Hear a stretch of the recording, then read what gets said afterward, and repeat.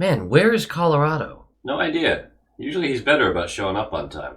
Hey guys, What are you doing in here? you said you wanted to see the defeated Loquals. Undefeated teams. All the undefeated teams. Well, can I hang out with you guys anyway? Everyone else keeps bullying me. Even low-quality Predators fan. Man, I'd say yes, but I'm pretty sure we would bully you harder. I know I'll bully you more.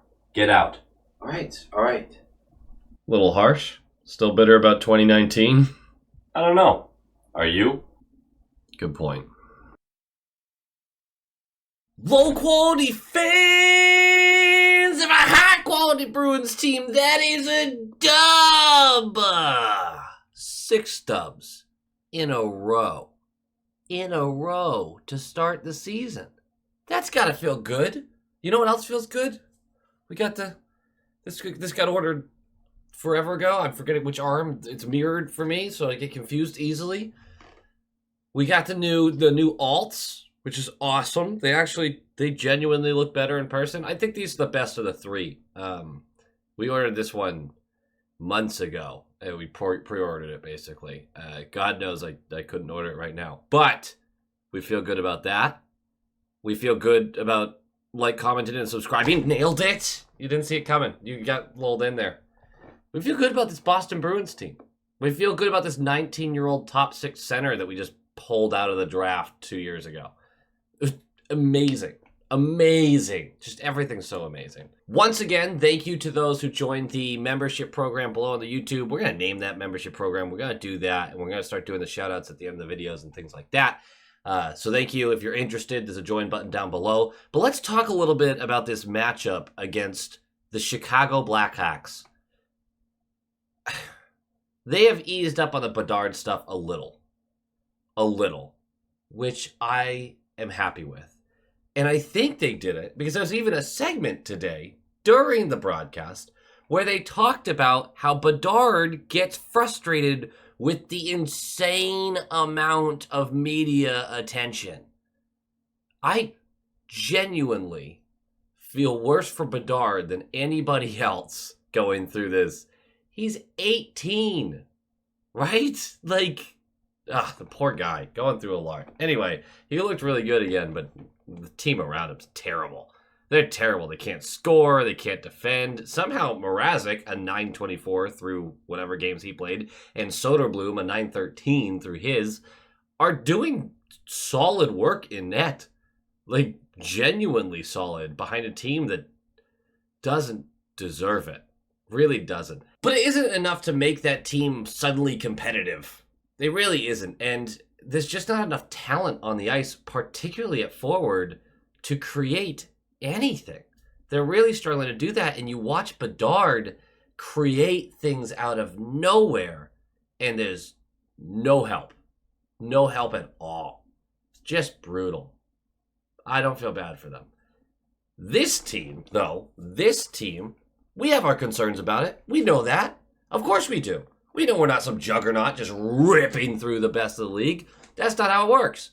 But this is our 4th game in 6 days. All with travel. Our 3rd and 4 as well. It's a tough stretch travel-wise. It's exhausting. And some of the guys, it really showed. It really genuinely showed. The lineup's not going to change. The only difference, or not going to change much, I should say, the only difference is Forbort slots back in for Mitchell. Mitchell has moved back out. I think a lot of people were kind of okay with that. Forbort has been not good. I still stand by that. But he's just been quiet, which we've talked about this a lot with Carlo. Carlo's obviously a different level, but if you're not saying the guy's name a lot, it's because he's just doing his job for the most part.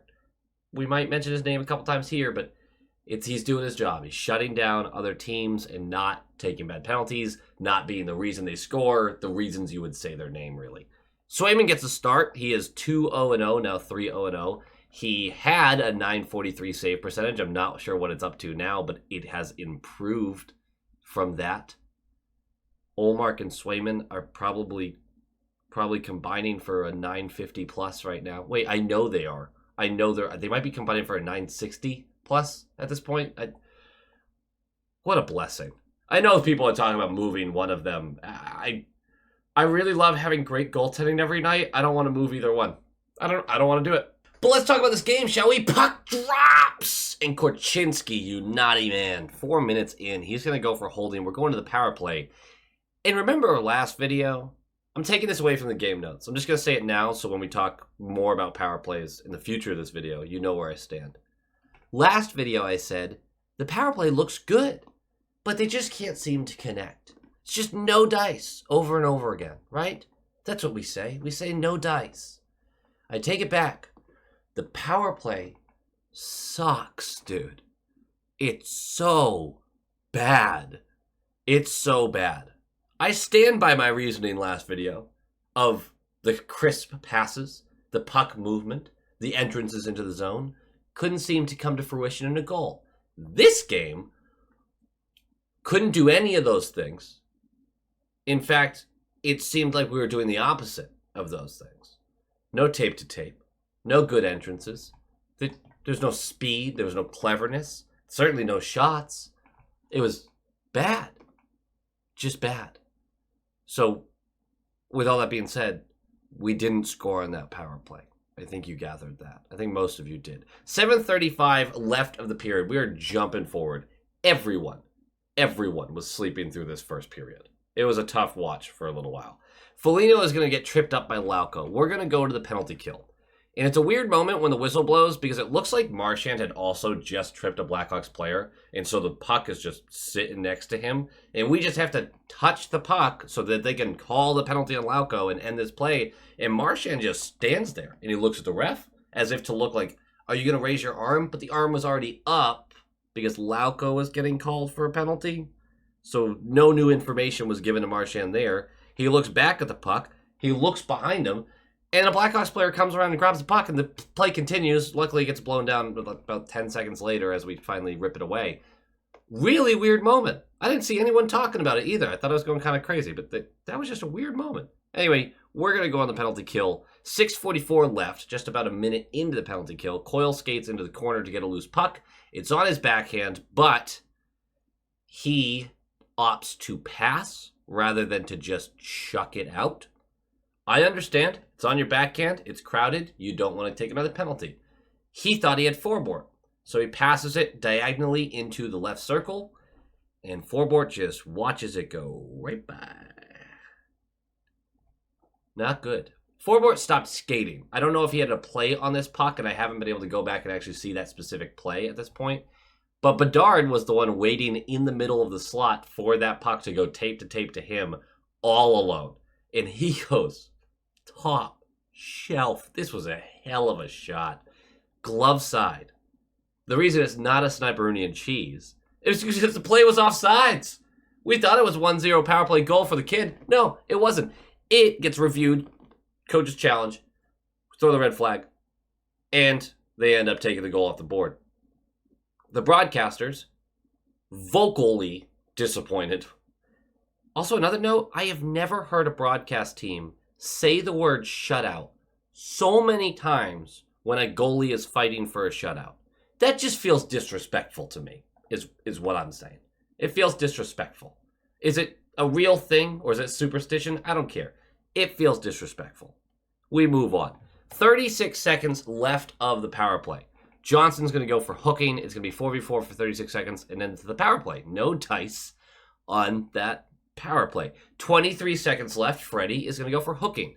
Nothing's going to happen in the rest of that period. We're going to go into the second period, and we're going to start with a minute 37 on the penalty kill. Penalty kill is strong once again.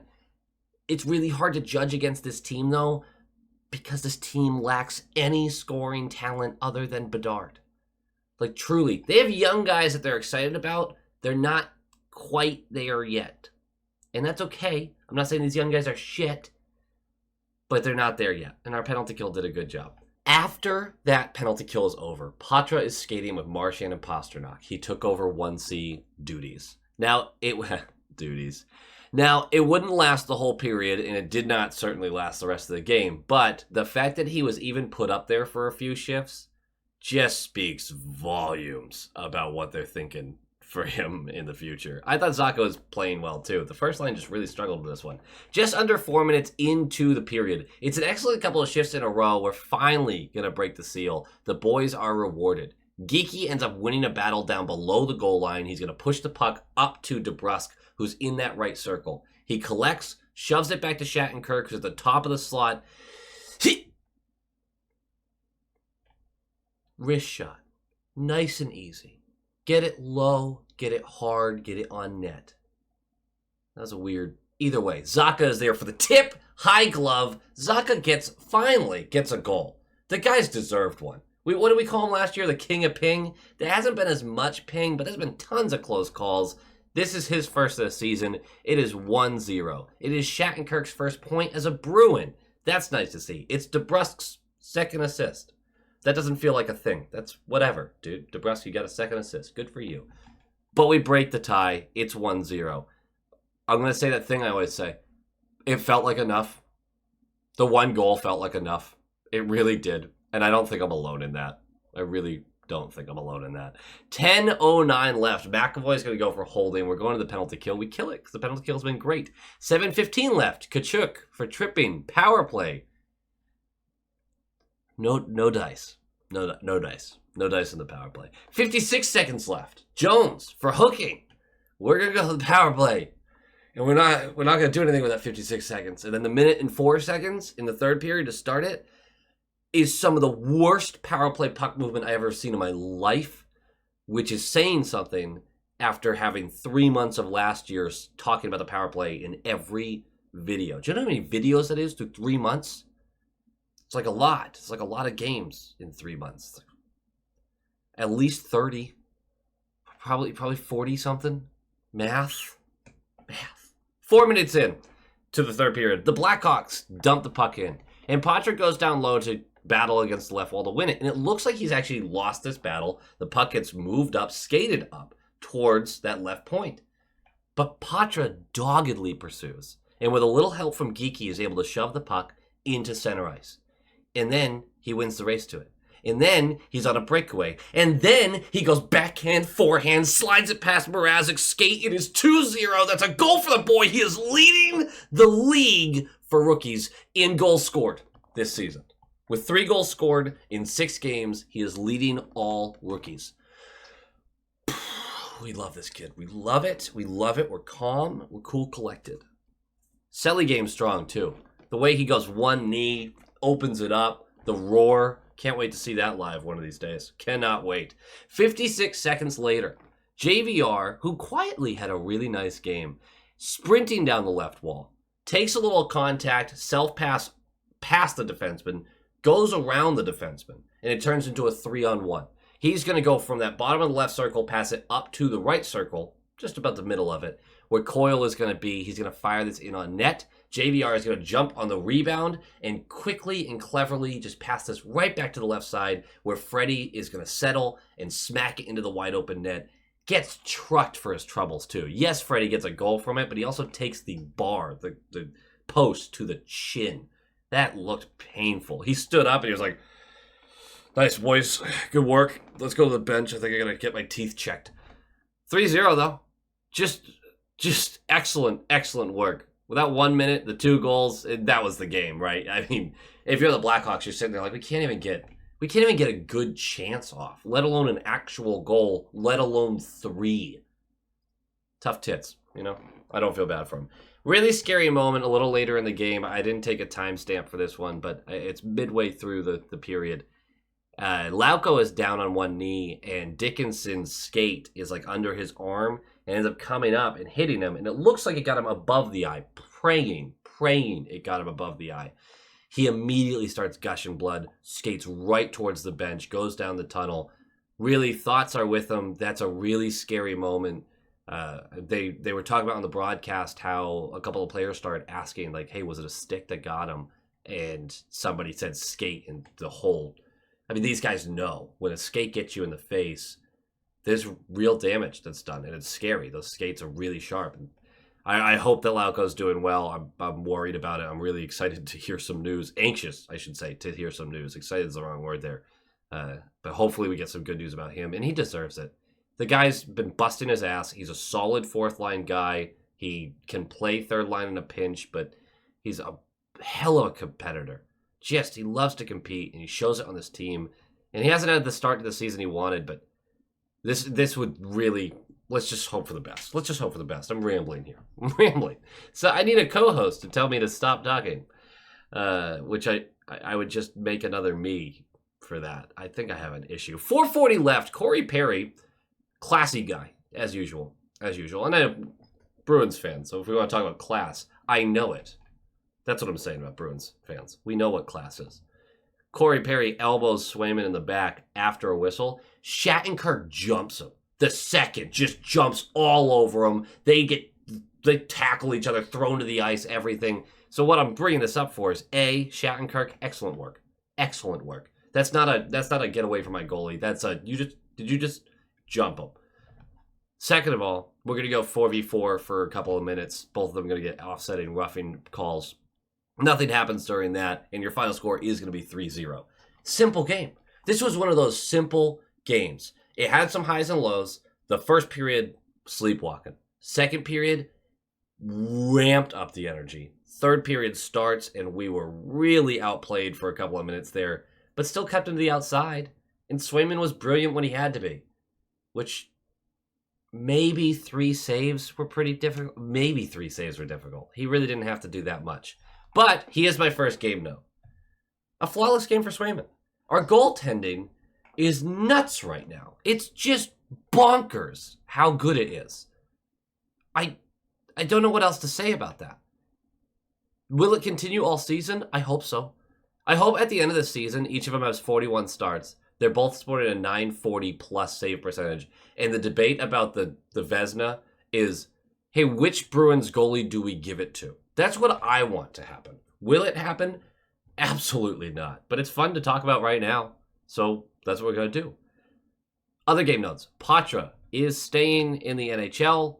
Please just forget anything I said. Anything I said about the 80% that he's staying, because maybe the grind will still... No, he's going to stay in the NHL forever. Like forever. I'm so excited. Do I think he's a 1C? God knows. Like, he at least has the potential right now, right? At 19 years old, you're not sure what his ceiling really is right now. But it feels like his floor is a 2C. I don't know if it's a good, great, basic, average 2C. I don't know yet. We don't know yet. But his floor is a top 6 center. God knows we need those. So, good work there, boys.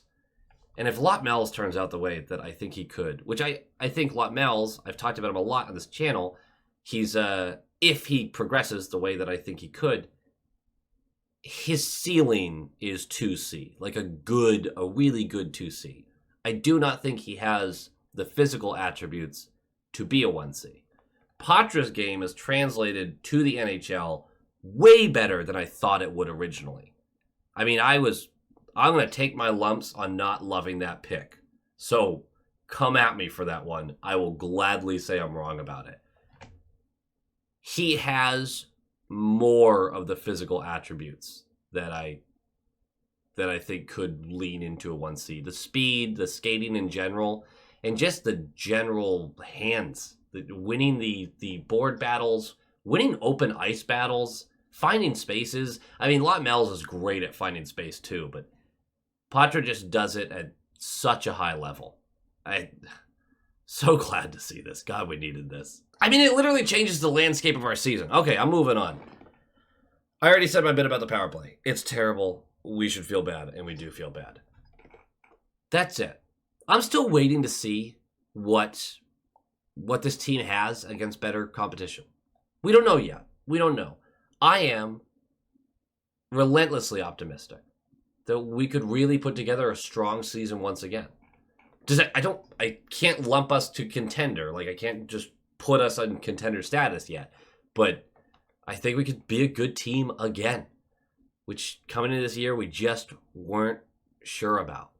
I have some worries. There's things I would like to talk about that I'm just not going to get into right now, because can we just enjoy this start? I see a lot of people poking holes right now, and We're 6-0 to start the season.